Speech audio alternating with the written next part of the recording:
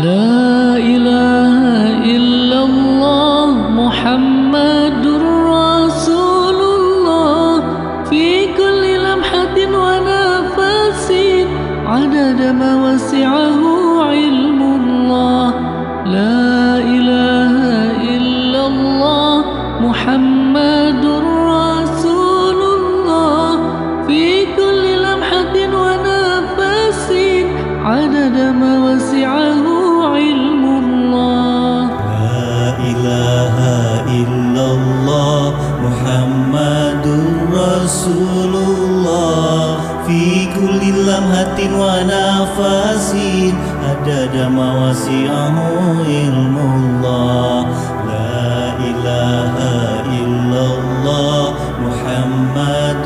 Kita ke talim terkait akidah, zikir tauhid. Alhamdulillahirabbil alamin wa bihi nasta'inu ala muridun yawadin wassalatu wassalamu ala israfil anbiya wal mursalin wa ala alihi washabihi ajmain. Hadirin yang berbahagia, pada kesempatan ini tajuk taklim yang akan Andung bahas zikir tauhid berdasarkan firman Allah Quran surat Al-Baqarah 152 bab 2 insya Allah kita tamatkan dan kemudian kita memasuki perkala ikhlas ya. Amma ba'du, dalam Al-Quran disebutkan tentang makhluk jin ya. Itu diterangkan akan selalu membuat musuh bagi manusia dan para nabi ya. Musuh itu berupa bukan seluruh jin, khusus jin setan ya. Karenanya ada jin baik, nah disebut nasyibin. Itu berdasarkan firman Allah dan Quran. Nah, jin itu mendengar waktu Nabi membaca Al-Quran. Jadi kita pahami dulu ketauhidan kita karena pengaruh geseran-geseran bisikan dari jenis makhluk jin itu sendiri. Dan ada pula jin dari golongan manusia. Jadi ada 3. Ada jin sebenar jin, ada jin setan, ada jin golongan manusia. Ya. Lantas apakah manusia bisa jadi setan? Berdasarkan ayat Al-Quran, kalau kelakuanmu buruk maka tergolong setan. Berarti setan itu sifat. Sifat ya. Nah. Itu malah lebih parah dari setan sesungguhnya, jin setan. Yang berbentuk manusia itu lebih parah. Setan asli, jin asli tidak doyan uang ya. Enggak. Tapi setan manusia segala dimakan. Setan asli dibacakan basmalah pasti kabur, Pak. Ya. Betul? Setan manusia pura-pura ibadah. Jadi ini supaya jangan kaku nih. Ini karena nanti lebih cenderung kepada itikad. Ya. Ya. Banyak maaf, Andung ikat dulu akidah kita ke situ, pahami diri kita bahwa kita ada gangguan, jangan sampai mengikuti waswisu visudu rinas. Jadi pentingnya ngaji itu, bukan tidak tahu. Karena orang tidak tahu itu karena tidak diingatkan. Ya, jadi tolong diingat gitu, bahwa tubuh manusia itu ada yang membisikkan waswisu visudu rinas. Kalau itu diikuti maka lebih parah daripada makhluk yang parah.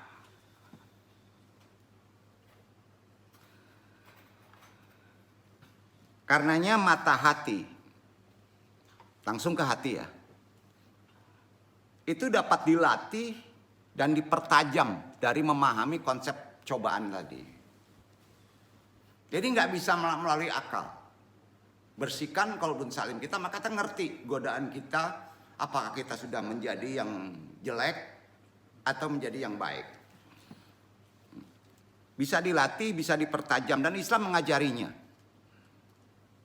Agar bisa sensitif menangkap resonansi realitas batiniah dan realitas fenomena yang mengganggu kehidupan sosial yang bersifat metafora.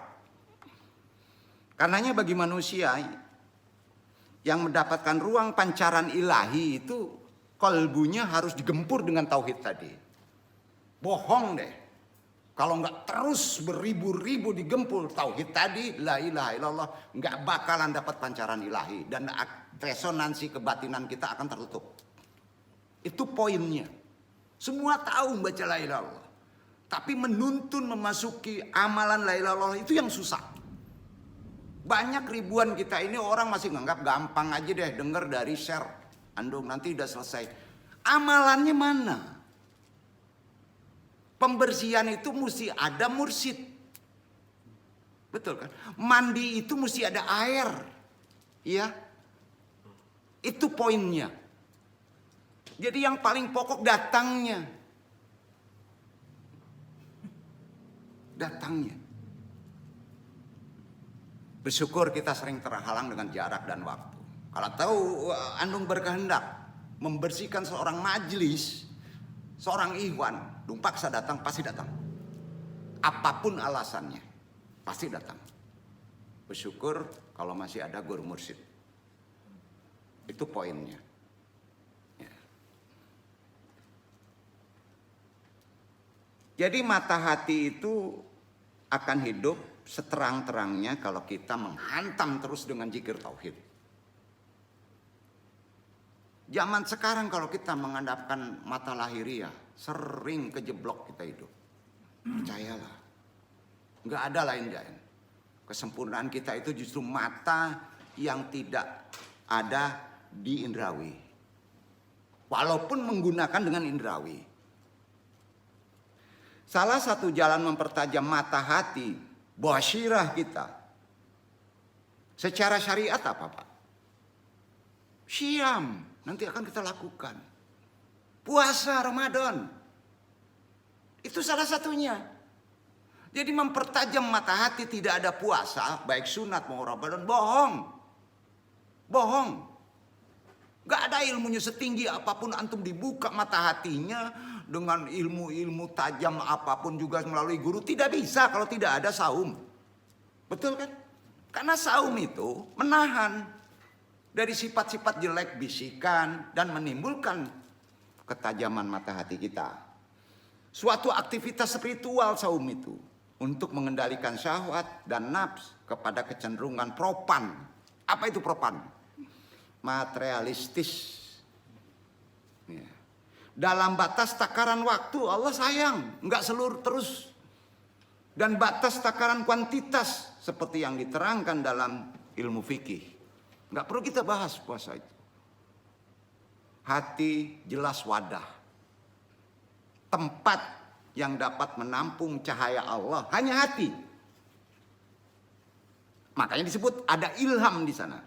Dan tidak satupun ruang dan wadah di jagat raya ini yang bisa menampung cahaya Allah. Bersyukur kita jadi manusia. Makanya prioritas kita hati kita beresin. Hanya hati dalam sebuah hadis qudsi Allah Subhanahu wa taala berfirman, perhatikan. La yaqfini antat tasyaini sama'u wal ardu. Walakin yumkinu an yatasyali qalbul mu'minin syadiku. Aku tidak cukup ditampung oleh langit dan bumi. Cahaya Allah itu nggak bisa ditampung langit bumi, hancur. Hancur. Melainkan dapat ditampung di dalam hati seorang yang beriman, yang ikhlas. Bersyukur kita. Ada kolbu. Beresin kolbunya dulu. Beres semua. Itu itikad. Jadi kalau bahasa mudanya hati itu masjid, rumah Allah. Jadi pada manusia ada rumah Allah nggak? Ada. Bukan masjid fisik aja, bukan Ka'bah aja. Itu kalah. Kalah itu. Di manusia itu ada masjid rumah Allah yang ditempatkan Allah di dalam diri setiap umat manusia, baik kafir sekalipun. Maka jangan mudah menyebut kafir seseorang. Karena tertutup aja hatinya. Garizanya baik hati itu. Kemarin kajinya. Dari sononya baik. Sebuah rumah suci untuk menampung percikan cahaya ilahi. Kolbu tadi. Di dalam diri manusia. Masjid yang ada di dalam diri setiap manusia itu lebih suci daripada masjid tersuci yang ada di muka bumi ini. Kolbu manusia itu apalagi yang mukmin lebih suci daripada Ka'bah. Lebih suci dari itu. Makanya bersihkan. Betul kan? Masya Allah. Itulah sebabnya jika kita melukai hati sesama manusia, maka dosanya lebih besar daripada menodai tempat suci di atas dunia ini. Kamu menodai masjid, besar mana daripada menodai hati orang? Besar menodai hati orang. Poinnya itu ya, kita pahami diri kita. Ada masjid di diri kita. Karena itu dalam konteks ini, pada tataran interaksi sosial, di semua strata, semua lingkungan, harus selalu hadir kesadaran transendental, kesadaran percikan ilahi dengan amalan zikir tauhid tadi. Kita mengamalkan zikir tauhid itu harus tahu pemahamannya. Supaya hidup percikan ilahi karena di sana rumah Allah. Setiap manusia yang kita temui atau yang kita berinteraksi dengannya, sesungguhnya individu yang di hatinya ada masjid Allah. Walaupun orang itu degil sekalipun. Yang namanya manusia ada rumah Allah. Paham itu? Maka konsekuensinya adalah kita tidak boleh menodai kuil tempat Tuhan. Terutama rasanya yang ada di balik dada setiap manusia. Ini udah makrifat. Itulah alasannya kenapa memutuskan hubungan persaudaraan silaturahim dengan sama manusia akan mempersulit rezeki antum. Artinya sama menodai, menutup percikan petunjuk hidayah dari Allah di manusia. Betul? Logikanya gitu. Untuk itu hati harus terus kita pelihara di kondisi sekarang. Jangan lupa hati dulu baru fisik. Fisik milik tanah, milik bumi. Hati rumah Allah, bisa terbang kepada Allah, betul? Sangat rawan untuk terperosok kalau itu tidak diprioritaskan. Pada kedengkian, pada dendam, pada kemurtadan juga dapat mendorong fisik melakukan perbuatan kejoliman. Baik kepada diri sendiri maupun kepada orang lain. Kalau hati antum tidak bisa dipelihara. Kepercayaan dalam pemahaman iman yang ada di dalam hati, nung pahami, hati-hati sering berubah-ubah. Walaupun sudah ratusan kali ngaji tauhid. Pagi hari bisa beriman, petang hari bisa ingkar. Atau sebaliknya, petang hari beriman, pagi hari bisa kufur. Perubahan hati sangat cepat.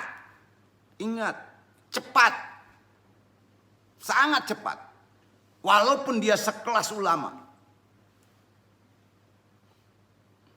dan kadang-kadang tidak mampu dikendalikan dengan kita secara baik.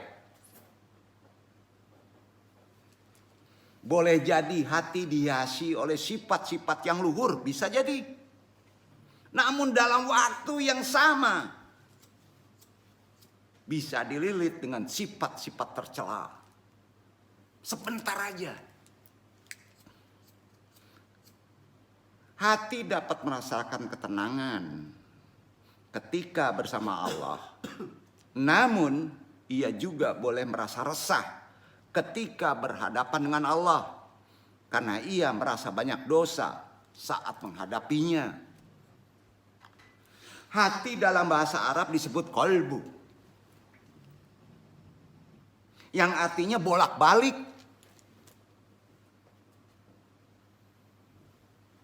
Bolak-balik.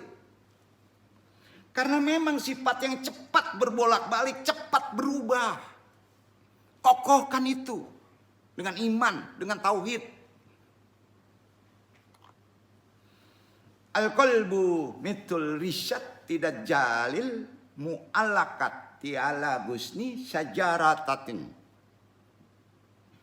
Tuhari kuhar rihbu dahaban wa iyabanan fayakunu zat uluwiu makluban wal jud wal supiliu makluban. Hati bagaikan bulu ayam. Kayak bulu ayam yang tergantung di atas dahan pohon yang dibolak-balikan oleh angin. Sehingga bahagian atas terbalik ke bawah dan bagian bawah bisa terbalik ke atas. Itu sifat hati. Begitu aja mah angin aja bisa bolak-balik. Itu hati. Karenanya Rasulullah bersabda, sahih nih. Al-kabidu yusama qalban li surati takhayaturuhi. Al-kabidu mitul risyatin dajajatun mu'alakatuna ala syajaratin takalibuha riftu dahaban wa iyaban fayan kalibu juz'ul waliyu minha ilal asfali wal juz'us syufilu minha tan marafahahu. Hati dinamakan kolbu karena sifatnya yang cepat berubah. Itu kata Nabi. Hati itu bagaikan bulu ayam yang tergantung di atas sebuah pokok yang dibolak-balikan oleh angin. Sehingga bagian atas terbalik, bagian ke bawah, dan bagian bawah terbalik ke bagian atas. Hadis riwayat Ahmad. Pahami dulu hati. Bahkan dalam hadis yang lain, bergejolaknya perubahan hati digambarkan sangat cepat. Melebihi perubahan air yang sedang mendidih. Karenanya Rasulullah dalam sebuah sabdanya berkata begini, riwayat Ahmad. In kuluba bani Adam wa ahfadihi tataghayyarau asra amin qadril ma'i maklihi. Sesungguhnya hati anak cucu Adam lebih cepat perubahannya dari periuk yang berisi air mendidih. Hadis riwayat Ahmad. Meskipun eksistensi hati selalu berubah-ubah, bagi seorang mukmin, hendaknya setiap kita harus sekuat tenaga berusaha menjaga, merawat kebersihan hati dari penyakit yang hendak merusaknya. Nah, bentar lagi ada amalan syariat secara umum bulan Ramadan. Itu dihadirkan oleh Allah, itu maksudnya ke situ. Kita udah paham. Ternyata karena hati sering berobak-balik, maka diwajibkan puasa Ramadan. Bukan menahan syahwat aja, ada sangkut pautnya dengan kolbu. Ya. Untuk umat muslimin sebagai media untuk melatih pengendalian hati. Agar apa? Tingginya puasa Ramadan besok. Agar hati kita ikhlas. Murni artinya. Diisi hanya oleh percikan ilahi. Kan itu. Ikhlas. Makanya menahan. Disebut syiyam. Semua kecenderungan syahwat ditahan. Semua kecenderungan nafs al-amarah. Nafs yang memerintah kepada keburukan. Makanya banyak yang sia-sia puasa besok. Kalau nggak ngerti makna. Seharusnya kan sudah puasa. Tajam mata hati kita. Gampang rezeki kita kan. Berkah. Seharusnya kan begitu. Kenapa enggak? Karena enggak makrifat. Perintah Allah untuk puasa itu apa? Membersihkan kalbu antum. Dan kecenderungan materialistik yang berlebihan. Bukan diambur. Banyak yang puasa hanya dapat lapar dan dahaga kan gitu.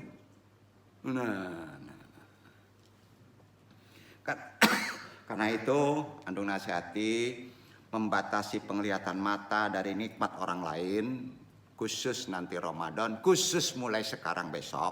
Ulang, membatasi penglihatan mata dari nikmat orang lain yang lebih besar dari kita. Apa?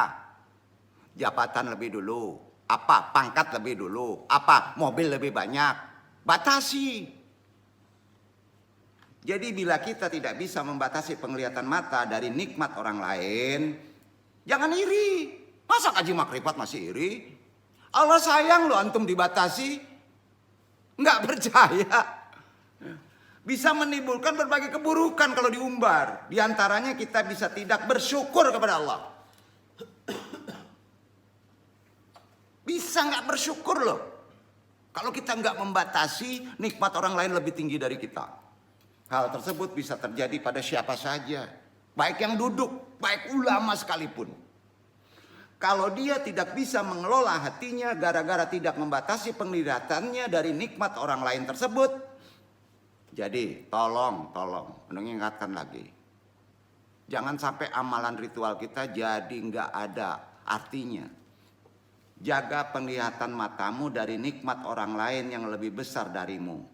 Artinya kita mesti berhati-hati dalam melihat nikmat orang lain yang lebih besar daripada diri kita. Nggak ada alasan motivasi, ada campur tangan Tuhan untuk kebaikan. Demi Allah, ada kebaikan di situ. Kok andung demi Allah ya? Nggak, ini itikad, akidah. Ya.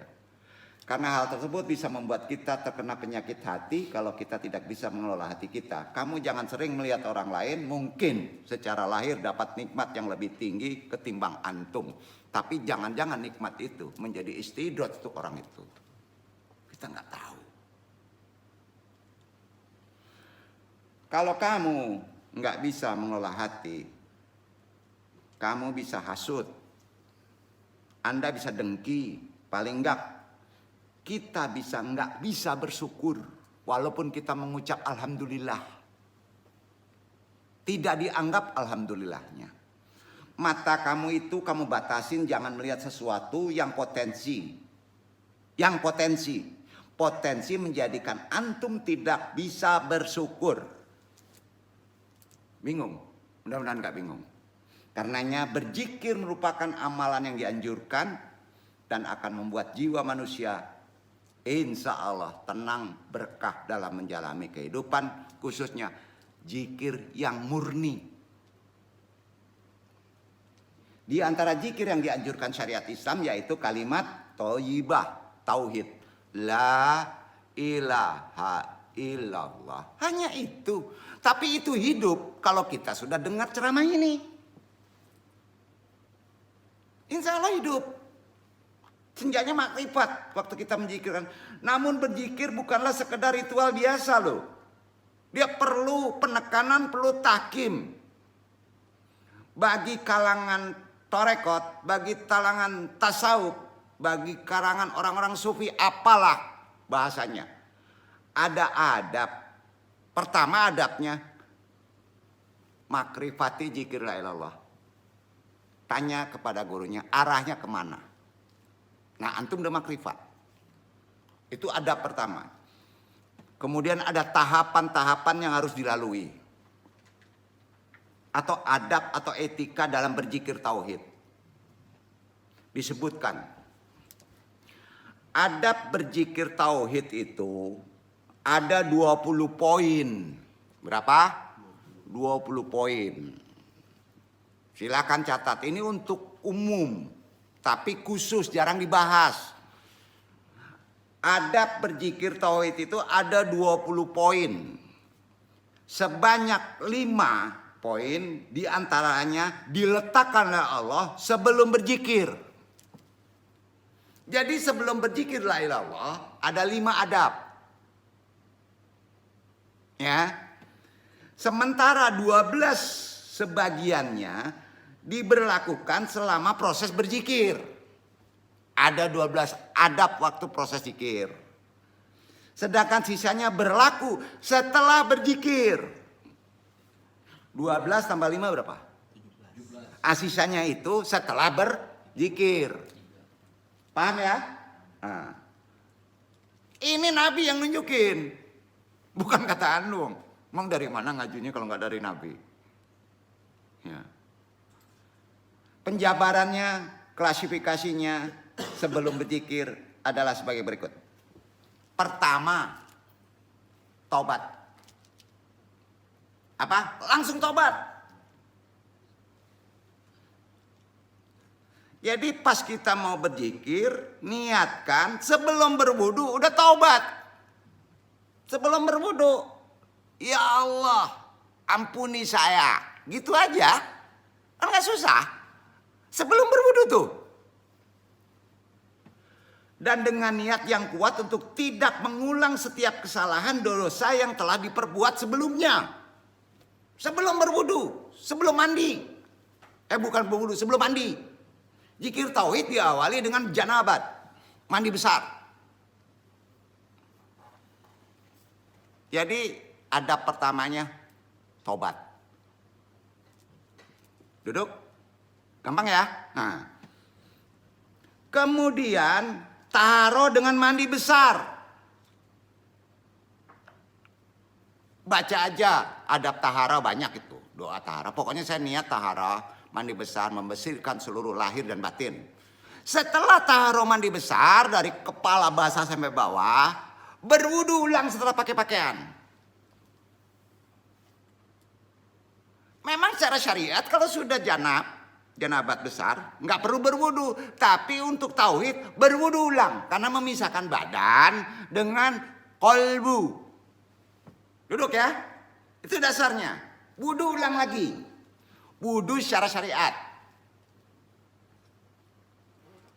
Setelah itu duduk dengan tenang dan diam agar menghasilkan kejujuran fokus. Duduk aja langsung.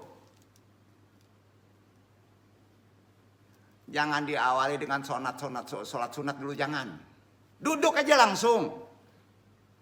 Jadi duduk fokus, itu pikiran kita hanya tentang Allah. Kan gampang tuh. Duduk aja. Pikirin aja Allah. Niatkan di hati untuk hanya menginginkan Allah. Tanpa ada pikiran keinginan yang lain. Pengen kaya, pengen miskin, pengen pangkat. Gak ada. Saya ingin Allah ada. Saya ingin Allah hadir. Kan udah ada tempatnya. Rumah Allah, kalbu. Iya kan? Ucapkan pertama kali. Langsung. Apa yang diucapkan? Allah. Bukan la ilaha illallah. Duduk. Jangan pakai apa-apa. Jangan pakai bismillah. Jangan itu. Langsung aja. Allah. Allah. Allah. Tidak diawali dengan sholat. Tidak, duduk aja. Ucapkan Allah. Allah. Dengan hati tanpa suara. Jadi nggak ada jahar. Agar tak muncul penghalang apapun selain Allah. Itu maksudnya. Ya. Kemudian selaraskan hati dan lisan dengan kalimat tauhid. Baru masuk selaraskan setelah ada Allah. Selaraskan lisan tadi dengan hati dengan kalimat namanya kalimat tauhid. Itu yang disebut kalimat thayyibah. Jadi Allah itu sampai tenang, sampai ngecil tubuh. Jangan terburu-buru. Sebelum tenang jangan mengucapkan janji. Sekali lagi, sebelum tenang jangan mengucapkan janji. Tutup mata, Allah aja ingat. Jangan berjanji, thayyibah itu janji. Berat itu kalau udah janji.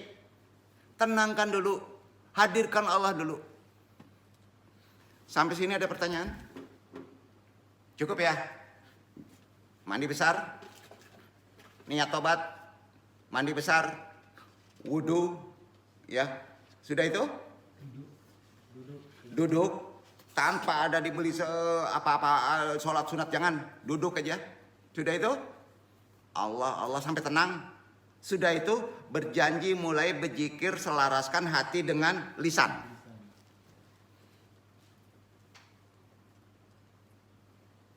Nah, sebelum mengucapkan kalimat thayyibah, tolong dipikirkan di pikiran.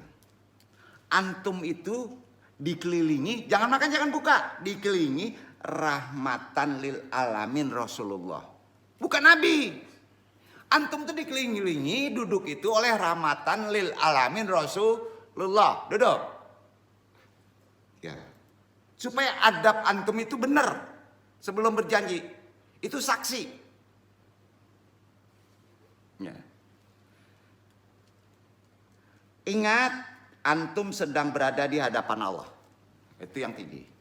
Ingat, antum sedang berada di hadapan Allah. Saat antum memasuki proses zikir, ini tak lain sebagai cara agar hati antum, pikiran antum tetap terjaga, tidak melayang, tidak kemana-mana kabur. Pas kabur, jangan kabur nih. Kita dikelilingi rahmatan lil alamin Rasulullah Sallallahu Alaihi Wasallam. Langsung gempur itu. Makanya harus diterangkan. Nah. Supaya terjaga pikiran kita diikat jangan kemana-mana. Hanya kepada Zat yang Maha Suci. Menumbuhkan berbagai rasa positif terhadap Rasulullah. Sementara hati Rasul akan tetap berada dalam dimensi ketuhanan. Tolong yakini, kalau antum mendapat hidayah di sini, ketenangan antum akan melesat. Akan tinggi. Yakini bahwa kehadiran para malaikat dan Rasulullah akan menyertai setiap insan yang berzikir tauhid ini. Dan itu terasa. Kenapa antum sampaikan hanya seperti biasa aja?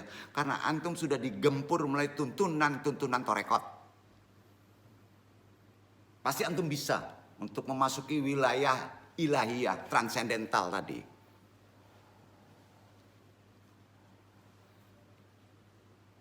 Puji, agungkan nama Allah dalam setiap ucapan, napas atau mendetak jantungnya.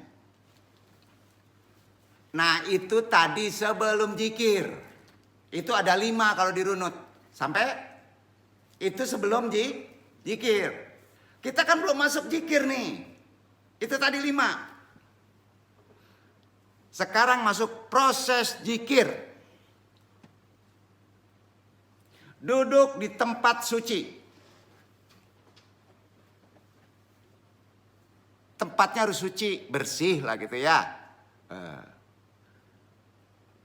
Posisi duduk berubah, bukan selo. Duduk sholat. Duduk 5 tadi biasa saja duduknya. Syarat thayyibah harus sama dengan menghadap Allah waktu adab sholat. Itu syariatnya. Nah. Jelas menghadap kiblat. Kalau zikirnya antum sendirian, pasti sendirian.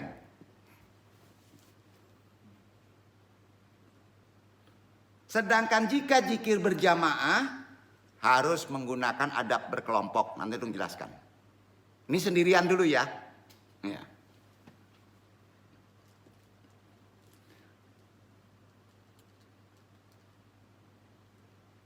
Arti kata, kalau berkelompok, barisan awal diposisikan ketika sholat. Karena lebih memberikan efek di depan. Tapi kalau dia berkelompok misalnya ada 10 orang. Jadi di depan itu, di barisan duduk sholat. Yang di belakangnya melingkar. Duduk bersila. Itu kalau berkelompok. Nah sekarang sendiri dulu. Itu yang disebut halakah. Ya, halakah. Posisi kedua, lengan di atas paha. Sendiri maupun berkelompok. Gunakan wewangian, syarat mutlak. Wewangian yang halal ya, banyak itu. Kalau dulu buhur, dibakar. Boleh di badan. Karena majelis zikir dasarnya tidak pernah absen dari kehadiran malaikat dan jin mukmin yang suka dengan wewangian. Jin mukmin, nasibin dengan malaikat itu suka dengan wewangian. Itu ada hadisnya. Karena di situ walaupun antum sendiri tetap berkelompok. Paham? Nah, berpakaian yang bagus. Hati-hati. Kalau di lemari itu ada yang paling bagus, pakai itu. Pakai itu, bukan kondangan. Ya, Yang penting halal. Jangan-jangan dikasih orang nih, hati-hati Subat, jangan. Beli sendiri, gaji sendiri, bagus, pakai. Ini zikir tauhid ini. Jangan dirusak. Rapi dia jelas. Pakaiannya muslim jelas. Lokasi tolong agak remang sampai ke gelap.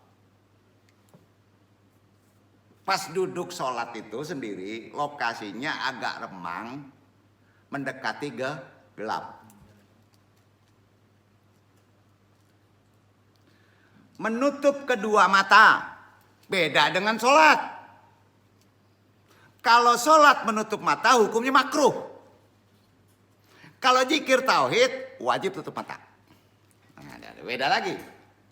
Nah, ya, paham ya? Hukumnya makruh. Walaupun kalau sholat kita menutup mata, boleh. Kalau apa? Kalau membuka mata terganggu sholat antum, nggak khusyuk, maka boleh tutup mata. Tapi banyak orang yang menutup mata justru terganggu sholatnya. Iya kan? Melayang kemana-mana. Jadi maka hukum sholat tutup mata jangan diperdebatkan. Paham ya? Tapi menurut syariat hukum sholat tutup mata makruh. Gitu aja. Duduk ya. Nah, zikir tauhid tutup mata.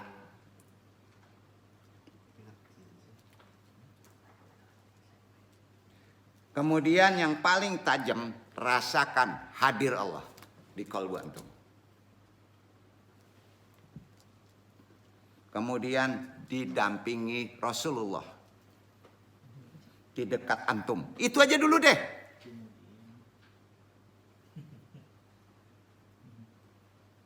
Kejujuran, kesungguhan, keselarasan antara lahir dan batin. Dengan hati terbuka, lapang, pasrah dengan sejarah ketentuan serta kehendaknya. Disinilah ikhlas pakai. Ikhlas, udah dong jabarin. Pemurniannya hanya kepada Allah kita melakukan itu.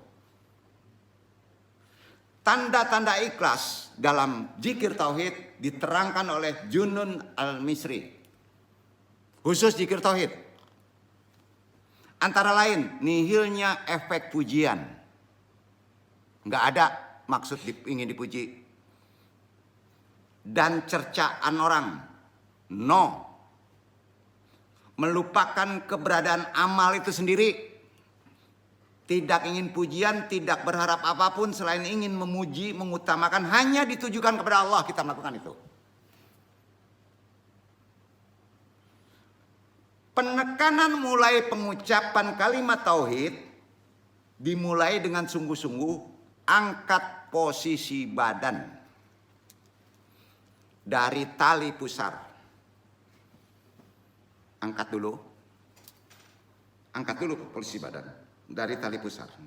Agak tegak, ya. Hingga dada bagian atas ucapkan la ilaha illallah. Jadi berbarengan. La. Ya. La, pas naik ilaha. Jadi ilaha itu sudah masuk hati. Tengah. Jangan kiri, tengah. Loop. La. Ilaha. Turunin dikit. Ilaha. La. Ilaha. Paham? Paham? Ya.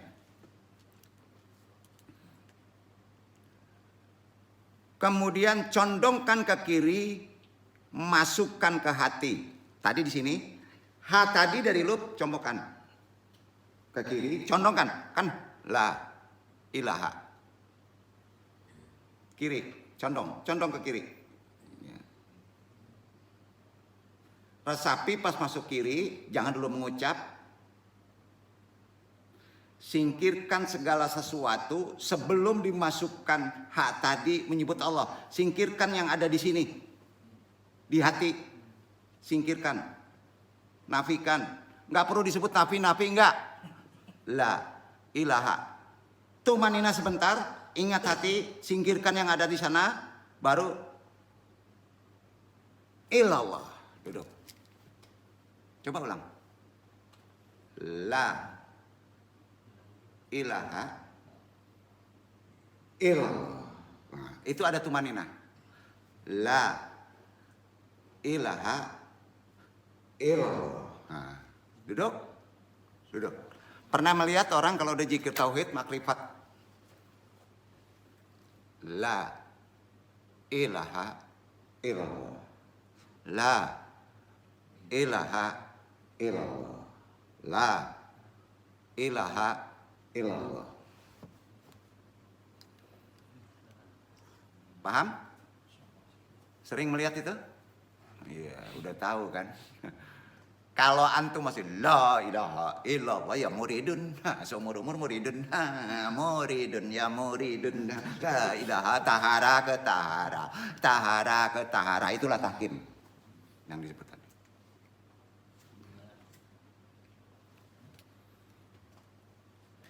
Posisikan tetap kedua tangan di atas paha, ya tetap.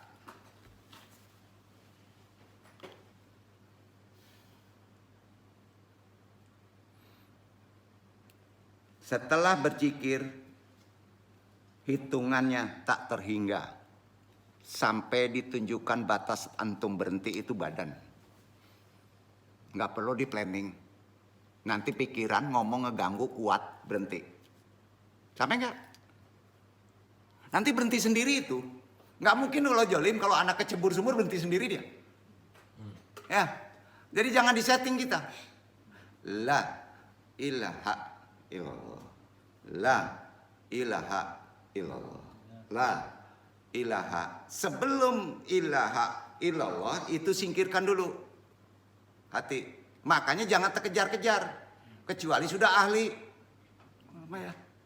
Jadi la ilaha. Aduh. Pas nunduk nih.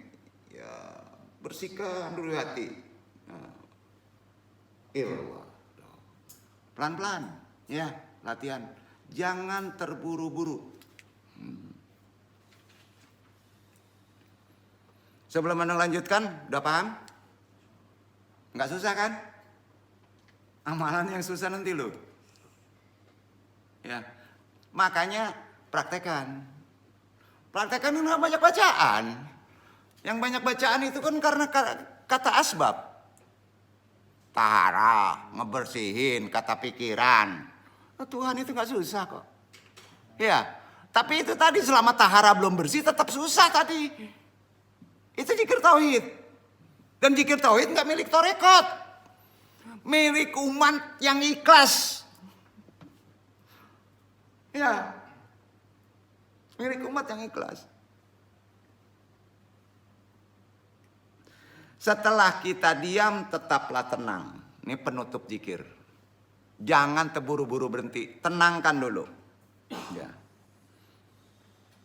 Hadirkan khusyuk hati kepada Allah. Disitulah kamu duduk bukan kofi Allah, tenangkan aja, loskan, nolkan, biarkan Allah yang memasukikanmu. Itu bisa. Jangan berpikir apa-apa. Tolong tenangkan aja. Itulah yang disebut syir. Apa namanya? Syir. Syir itu rahasia. Kalau rahasia kita bekerja kepala bukan rahasia. Sampai. Jadi untuk bisa tenang, untuk bisa kosong tadi la ilaha, singkirkan kamu illallah. La ilaha illallah. Paham? Sudah selesai. Ada yang disebut isyik, berhenti katanya. Ya, diam. Diam. Yang dipikirkan apa? Rahasia. Tenangkan pikiran. Kalau Allah berhendak memberi hidayah, tahu aja di hati. Duduk itu.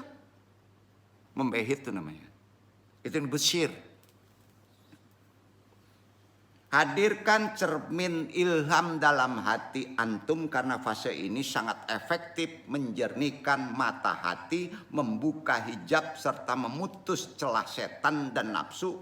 Proses netralisasi inilah zikir tauhid ini akan menyerupai antum sebagai mayat dan setan tak akan pernah bisa mau mengusik mayat.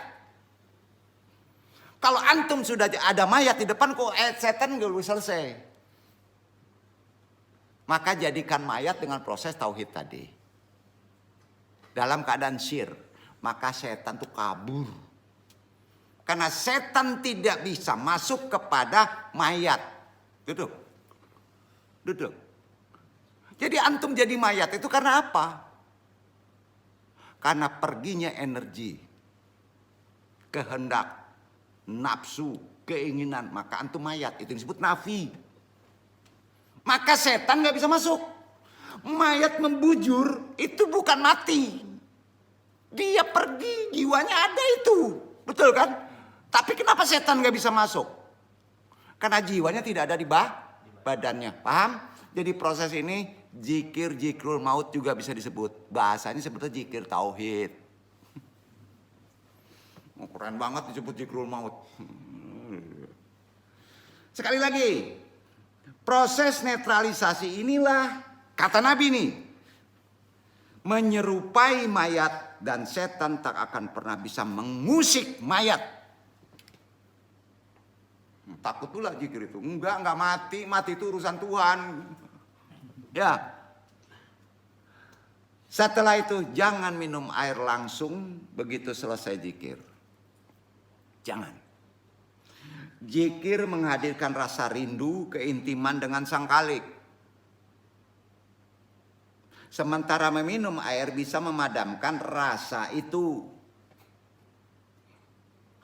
Jadi menurut medis nih ya, kalau antum sudah zikir thayyibah, la ilaha illallah dengan kondisi cepat memaksakan membersihkan hati, maka jangan langsung meminum air. Karena itu secara medis ini tidak direkomendasikan. Medis juga menerangkan karena harus ada jeda beberapa saat agar fungsi organ sirkulasi dalam tubuh lebih efektif dan sehat. Itu medis. Jadi sudah diterangkan oleh Islam sebelum medis menjabarkan. Antum langsung sudah bergerak minum air cegukan antum. Setan masuk. Betul kan? Nggak percaya. Ini enggak, udah lari kehausan langsung gluk, cegukan antum. Setan masuk. Tenangkan dulu. Ya, energi ini kuat. Allah berfirman di Quran surat Al-Baqarah ayat 152. Wajkuruni ajkurkum washkuruli wala takfurun. Karena itu ingatlah kamu kepada aku, niscaya aku ingat pula kepadamu, dan bersyukurlah kepadaku, dan jangan kamu mengingkari nikmatku. Jadi perintah itu zikirnya tadi. Perintah itu zikirnya tadi.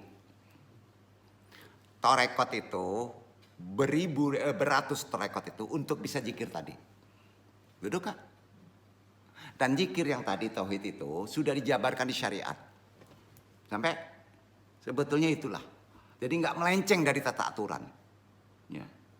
Zikir merupakan amalan yang sangat dianjurkan dalam Al-Quran. Sebab dengan berzikir mengingat Allah, hati menjadi tenang. Kan itu. Ya.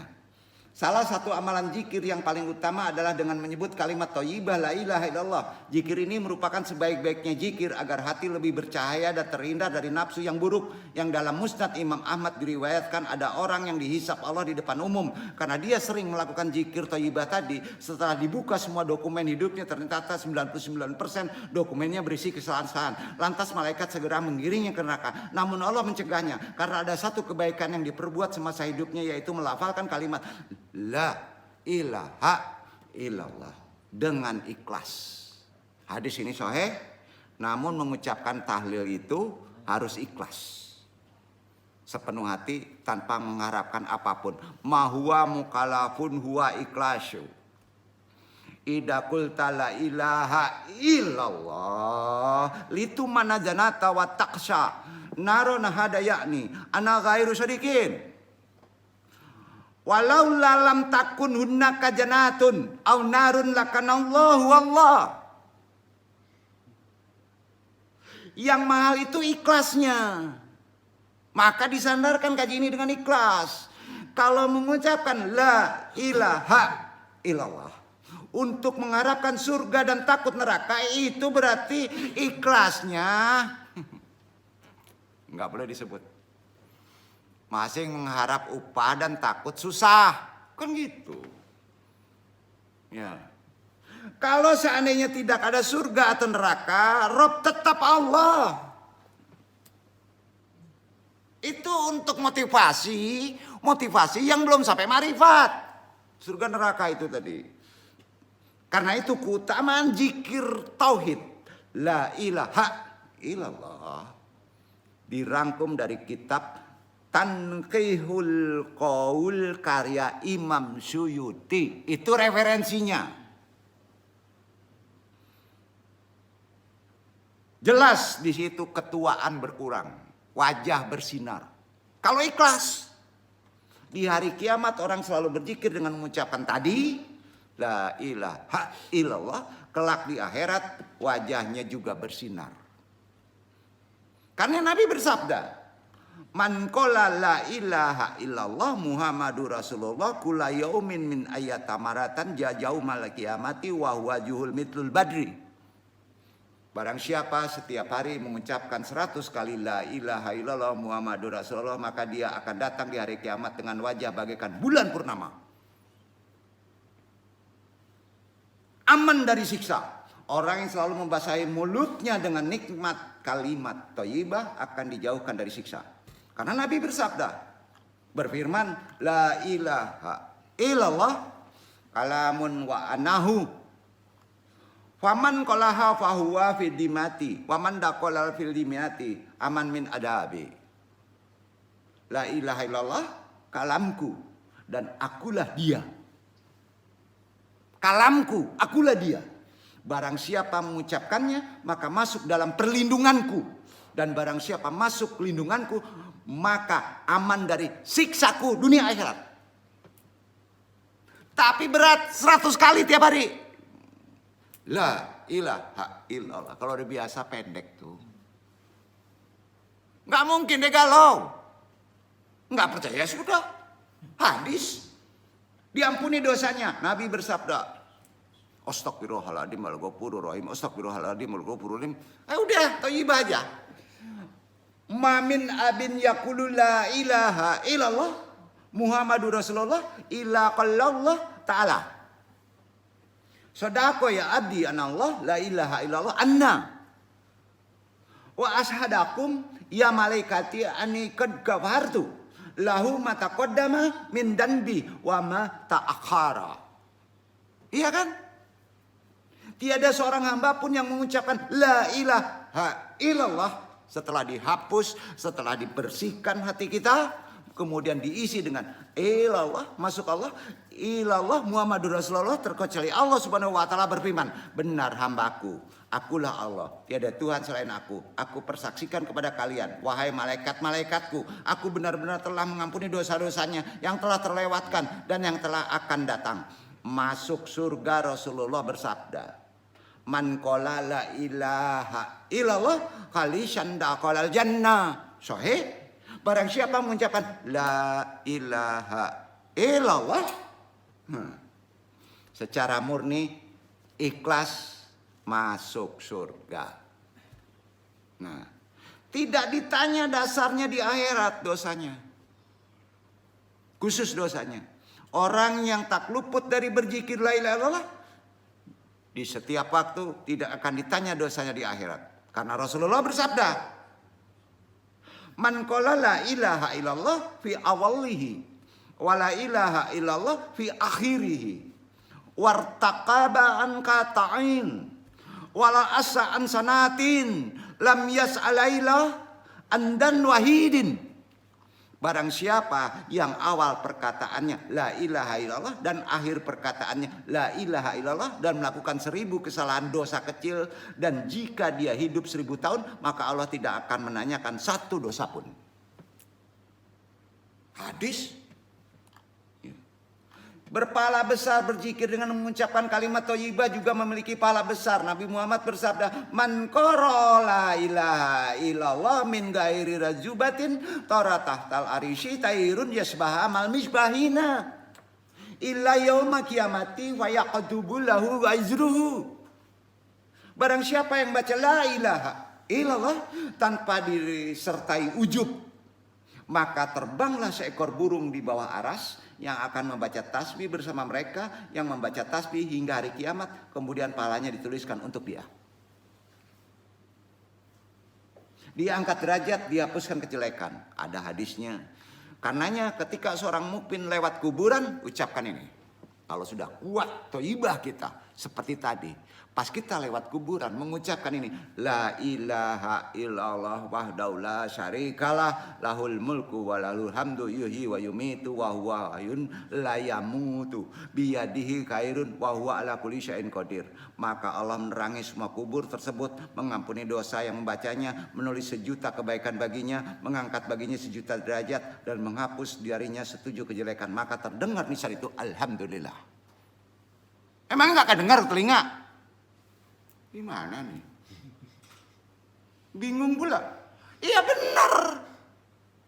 Kalau antum belum bisa berbicara dengan mayat di kuburan, kecil makrifat antum. Takut pula. Ya bingung nih. Namun sangat disayangkan zikir tauhid ini, la ilaha illallah, justru mulai dilupakan oleh umat kehidupan sekarang. Ada banyak pilihan zikir, tetapi sangat-sangat utama kalimat yang disebut tadi, zikir tauhid. Beberapa riwayat menguatkan pendapat ini. Di antaranya hadis riwayat Tirmizi. Rasulullah bersabda, "In ahama al-jumlati alati kultuha anna Rasulullahi wal anbiya qabli la ilaha illallah."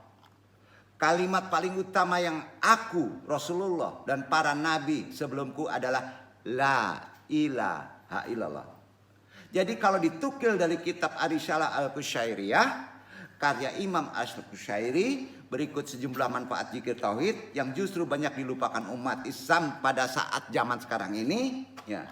Menurut Imam Al-Qusyairi, zikir kalimat tauhid ini sebaiknya diamalkan sehari 100 kali. Enggak berat bro. Ya. Berat ya. 100. Nah. Dalam kondisi bersuci seperti yang diadabkan tadi. Insya Allah pintu rezeki enggak perlu disebut. Jika diucapkan dengan jumlah yang sama menjelang tidur sampai 100, ruh orang tersebut akan bermalam di aras. Tidak berkeliaran. Mengambil asupan sekuatnya dari alam-alam tersebut. Bila dilafalkan pada siang hari, setan akan melemah. Banyak lagi khasiat langsung dari zikir kalimat thayyibah ini.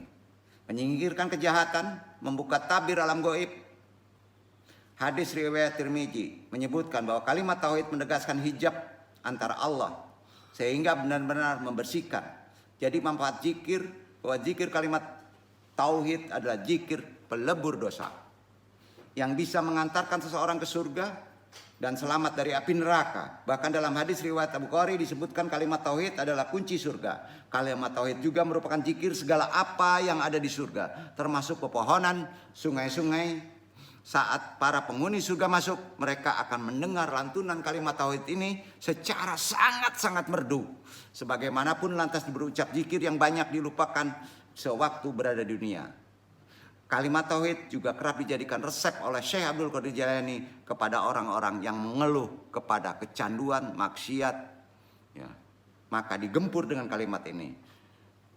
Nasihat berupa kalimat tauhid itu membuat pencinta kamar, pemabuk, pelaku zina, atas izin Allah akhirnya bertobat berkat bacaan zikir tauhid. Dan tanda-tanda kiamat salah satunya berdasarkan hadis adalah hilangnya zikir tauhid tadi. Wabillahi taufiq hidayah. Mudah-mudahan kita dimudahkan bisa mengamalkan zikir tauhid tadi. Dan Allah pasti meridhoi karena kita paham kenapa mesti diucapkan. Wabillahi taufiq hidayah. Mengulang kembali, mudah-mudahan menjadi rahmat untuk kita. Wassalamualaikum warahmatullahi wabarakatuh.